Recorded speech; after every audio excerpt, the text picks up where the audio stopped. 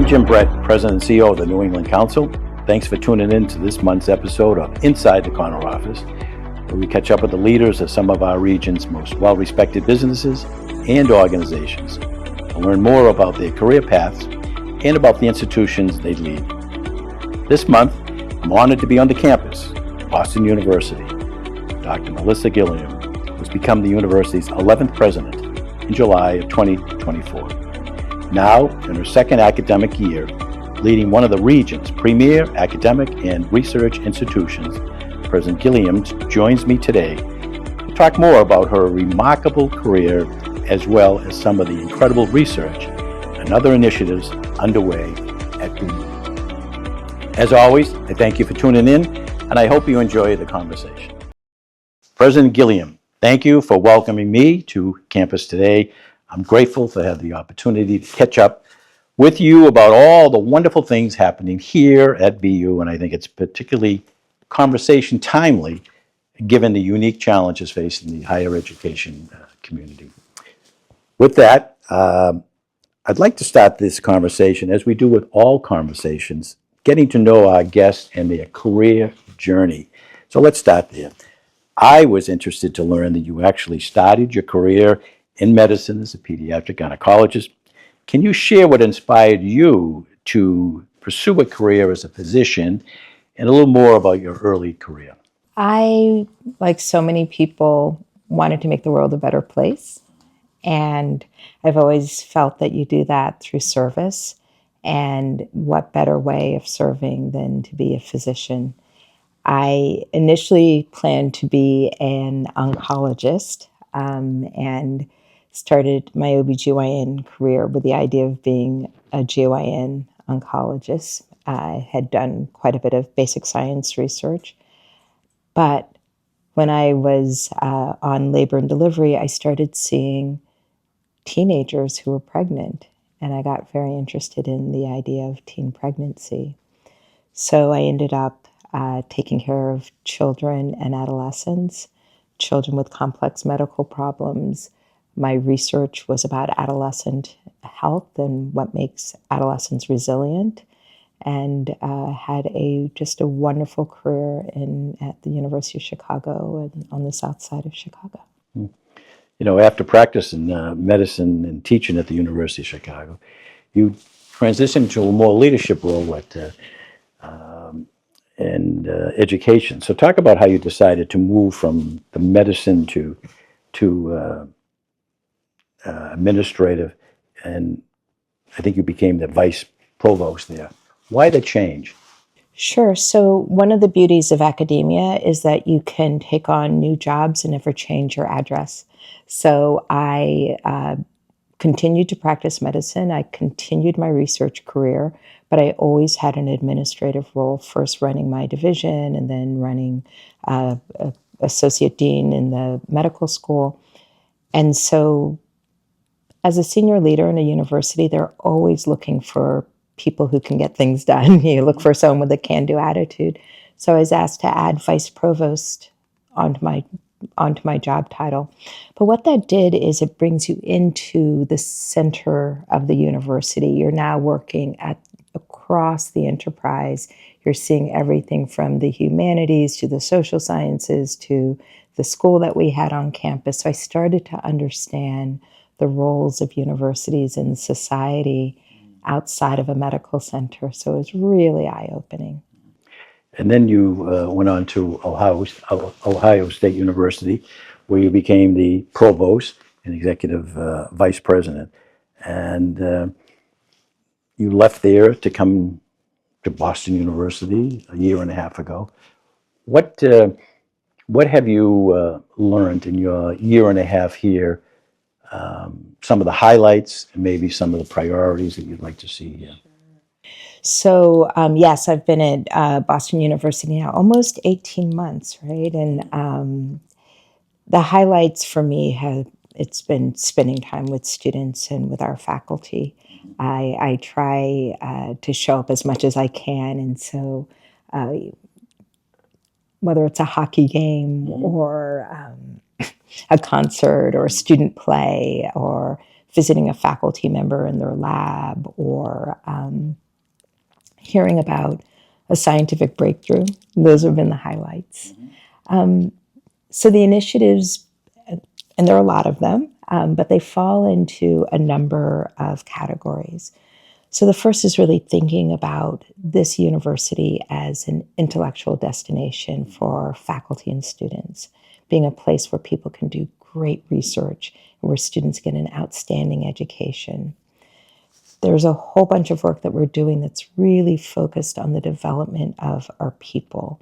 That's the development of our faculty. It's really thinking about the success of our students, making sure that they have experiences in the workplace while they're in school, so they get great jobs when they're done. So really thinking about the trajectory. Then a lot of work around partnership. We really believe in our role in the city of Boston. We also believe in our role nationally and across the globe. And then I think a lot about operations and systems and data, and being a data-driven institution and having high-quality operations. And so we've been building a lot of initiatives based on that basic structure. Now, did you know much about BU before you came here, and what attracted you to come here? Sure. Well, so I didn't know as much as I should. I had been a medical student here at Harvard, and so I knew more about that side of the river than this side of the river. And then what was really funny is that I found out things that I didn't even realize were at Boston University were here. So, for example, we're the home of the Framingham Heart Study. Anyone in medicine or public health, as you train, you learn about this great study. I did not realize it was at Boston University. Ohio State had a big football team. You learn so much about head trauma. I did not realize that Boston University was the center of this research. So I had some early interactions. Even as a medical student, I did a project at Boston University. I knew bits and pieces, but it's not until you come here that you understand what a fantastic, comprehensive institution it is. And that's really one of our objectives, is to continue to tell our story a bit better, because we have a certain humility, which makes it a great institution to be a part of. But the work is fantastic, and we want people to know about it. Yeah, right. You know, BU, of course, is one of the region's premier research universities, and you have spent an awful lot of your time talking about convergent research. Tell us a little more what that means, and also some examples of it working here on the campus. Sure. So, one of the things you do as a new leader is you look around and you say, what are the things we do really well that I can lift up and highlight? And so one of the things we do very well is convergent research. This is something that we started decades ago, crossing disciplines. And as a result, we are leaders in areas. One, I'll give you an example.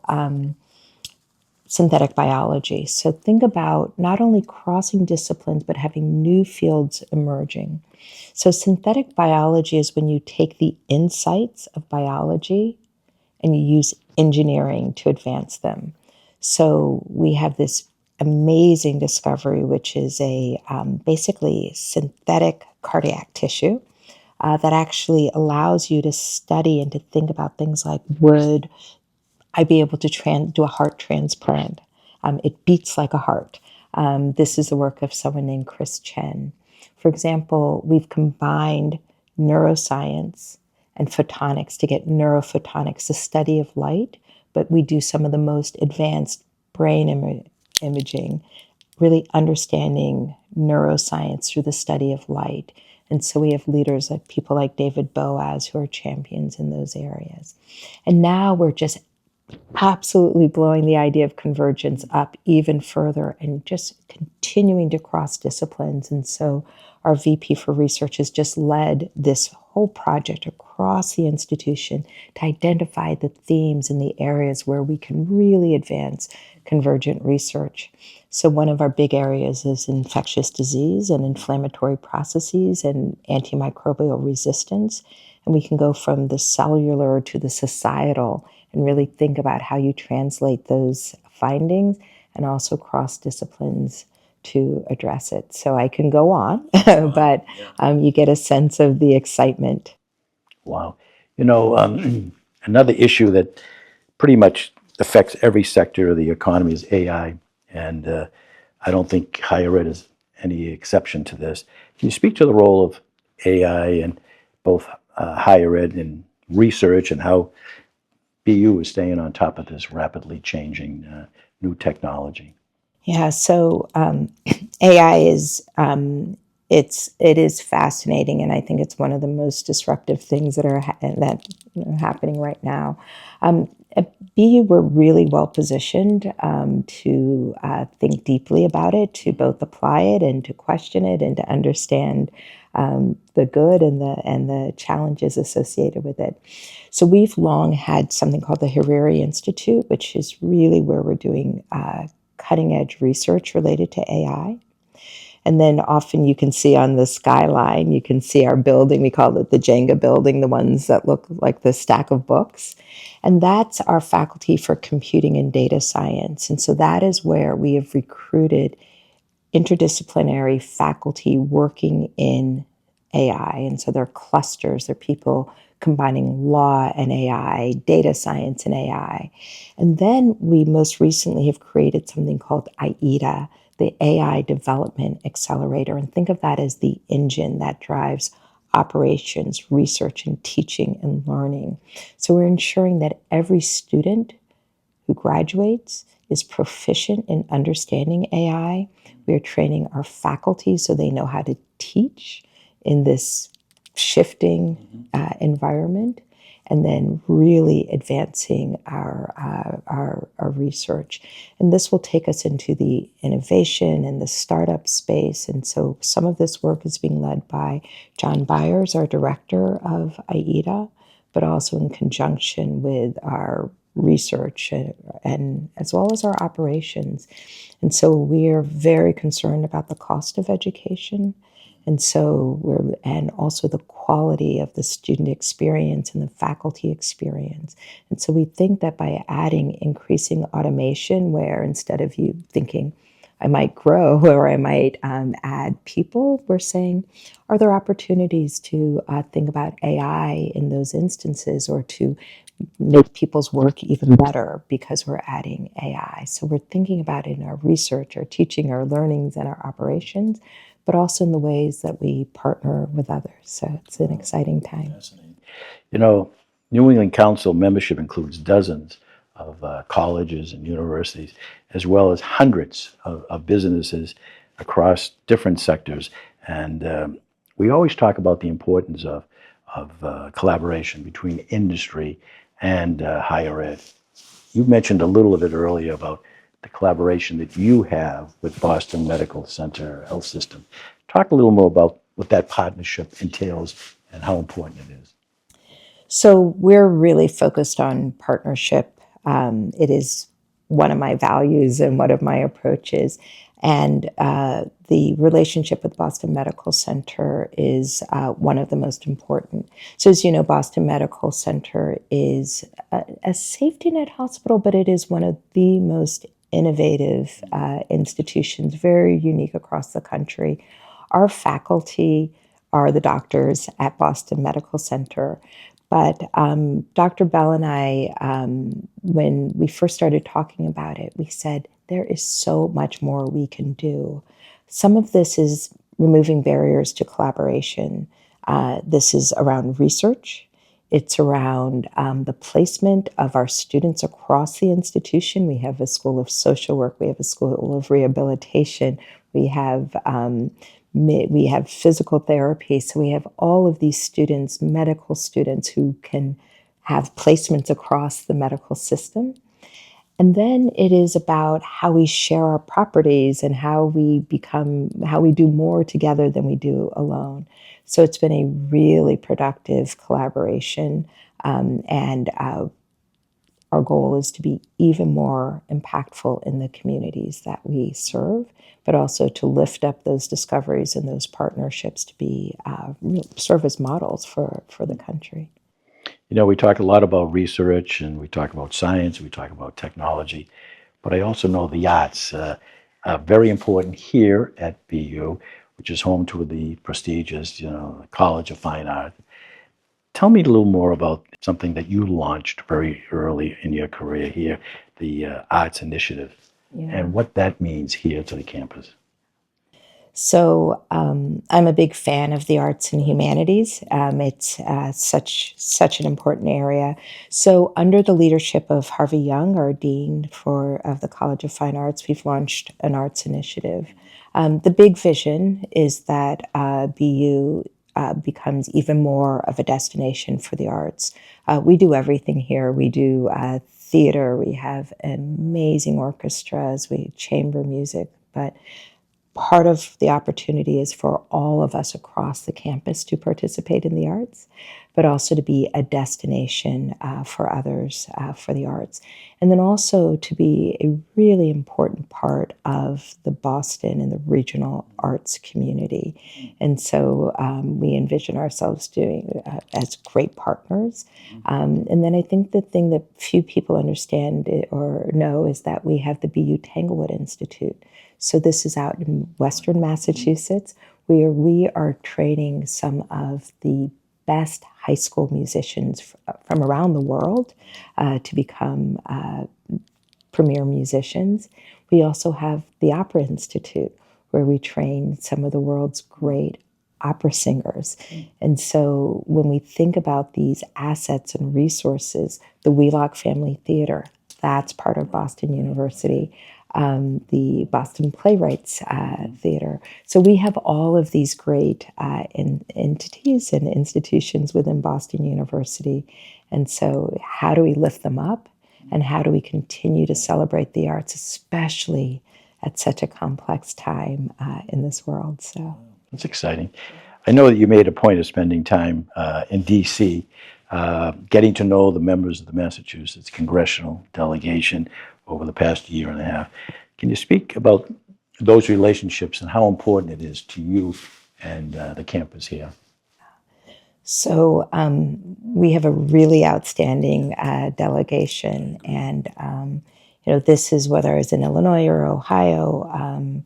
It's just so important to be in relationship with your lawmakers. It is an opportunity for us to absolutely support the state and the country, and it's such a bi-directional and dynamic relationship. Our delegation has brought members of from DC, so the head of Health and Human Service, or NIH, was just here. Right. These are just, again, great relationships. I will say we're meeting with people on both sides of the aisle. We're meeting with people I'm meeting with people outside of Massachusetts as well. Anytime you have a new administration, it's really important to understand priorities.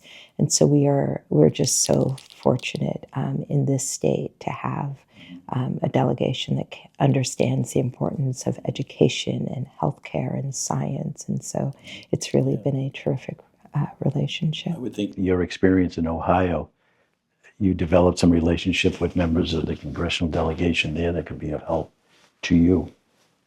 And I've already had an opportunity to visit with them as well. And it's just... But it's so smart that you're reaching across the aisle.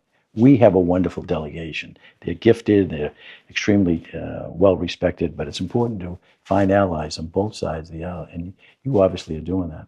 Yeah, that's right. And you're starting to see what priorities are emerging, and there are a number of opportunities for higher education right now. Yeah, you mentioned it about NIH. the director being here just this past week. NIH, National Science Foundation funding, very critical to you and for the research and the innovation that's going on here, not just at Boston University, but throughout this region. It seems to be on the chopping block. What impact is that going to have, not just here at Boston University, but in the region?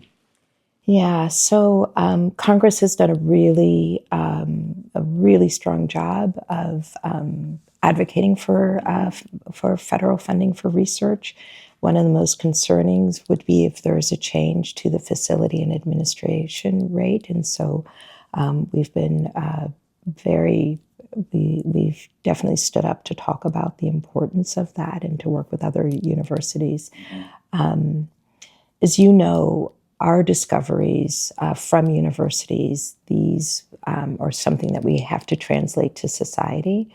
And it's critical. We are the place that can do curiosity-driven research and create the discoveries that industry relies on to build on.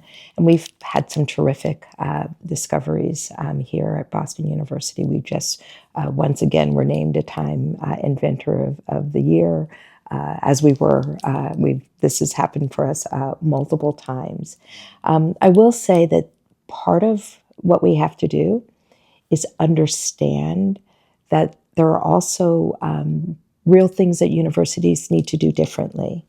And so one of the things that we've talked a lot about is how do we translate our discoveries to society more quickly? How do we explain that the reason we make discoveries is for society? So, for example, we just launched a campaign called You Are Why. And it's been a great learning experience for us to not only talk about what we do, but to explain why. And I'll give you an example. One of our engineers, Professor Ed Damiano, created something called a bionic pancreas. And what this enables people to do, if you have type 1 diabetes, you no longer have to monitor your own blood sugar every time you have a meal or every time you exercise or throughout the day or throughout the night. This device, which goes in your pocket, will monitor your blood sugar and administer insulin. It's already FDA approved. It's out in the world. And that's an example of what we need to do. We don't want to just say what we do is important because I say it is. We want to show you, and we want to actually speed the time to translation. So while, yes, this is a time when our funding is threatened and we have to think very creatively about how to continue what we do, it's also an opportunity for us to think differently about what we do and think about our relationship with the American public. And do they understand and appreciate the value of the work? And if not, what should we be doing differently? So I hope you hear that we also see in disruptive moments, you also evolve, right? And you think differently about how to continue to be impactful. I mean, that example you just gave is so powerful that the nation somehow needs to hear that it's for everyone, red states, blue state.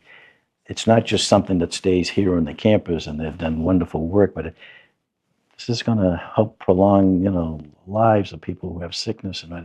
And I read something recently. There's a study that was just done here, and it was something that was just wonderful to hear, that advances being made in melanoma. Well, that's wonderful, but the country needs to hear that it's for everyone throughout the country. So that's the campaign, I think, is. That's what it is. Well, you're talking about Professor Biggio's work, and he's just incredible. And again, another one of our engineering faculty. This will allow us to diagnose and detect skin cancer earlier. And again, he's not just doing this in the lab. It's already a company. It's already in people's hands. And that is a transformational type of thing that we're doing. We're doing this. That's the beauty of being at a big comprehensive university. We're doing this on so many fronts, whether it's mental health or whether it's thinking about the environment or our defense systems. Boston University is really leading in many of these areas. Over the past year, we've seen some very significant changes, immigration policy, and really aimed at students and international students as well as researchers. And boy, that's so important for your university here, that population. Tell us about how those policy changes are affecting Boston University. Sure. So again, we're big. We have 38,000 students. We're one of the largest private institutions in the country. And so the vast majority of our students are from the US, and we have students from every single state. But we have always been an international institution. Our founding president started international exchanges with universities, with students. And so this is part of who we are. And so and we have a very large alumni base. And so this is really our tradition. We have worked very, very hard to reassure our students from around the world that we are still a welcoming university, because we believe that all of our students benefit from meeting students of different backgrounds and identities and perspectives. It's one of our core values. And so it is challenging. We've done a number of things. One is we have made sure that there is legal information for any student who has concerns around their visa status. So that's been an important part of it. We have a very large study abroad network. And so we use that to make sure that we're speaking to our alumni and letting them know about the fact that we care and the importance of that work. And so overall, things have been fairly stable. But as you know, there's a real shift, especially around master's students and graduate studies, and the number of students continuing those studies. And so we are really paying attention. We're really paying attention to all of these issues. Have you seen a drop in numbers of researchers or international students coming here? You know, we've had stability in our undergraduate numbers. We have not had the same stability in our graduate numbers, but I will say that has been happening for a couple of years. So that is a little more of a trend than I think people realize. And then in researching overall, faculty hiring has been a little bit lower over the past couple of years, but we still attract faculty from around the country and around the world, even though our numbers are a little lower than in the past. Well, I just want to thank you for taking the time to join me today, and needless to say, for the warm welcome you gave me to the campus. But I think it's truly safe to say that BU is in great hands with you at the helm. It's been an education for me to learn so much of what this university is doing. It's amazing, absolutely amazing. And in your year and a half here, you've done an extraordinary job. And the search committee obviously knew what they were doing. They brought in a superstar, and that short period of time, you really have made a mark here. And I've always said that Boston University is a gem here in our community, but you've given me more reasons why they are a gem. They are part of the community as well as being a school of innovation and technology and science and the fine arts. And we could go on, but it's all your leadership and your vision. So I just want to say thank you for giving me and all of the viewers an education on how important this university is for all of the research that they're doing to keep people alive and healthy. So I just want to say thank you. And again, to those who are tuning in, I truly hope that you enjoy the discussion, and be sure to join us again next month, when our guest will be Chris Pine, who is the Executive Vice President of UNAM. But again, I hope you enjoyed the program here today. Great. Thank you so much. Right. Yeah, thank you. Thank you.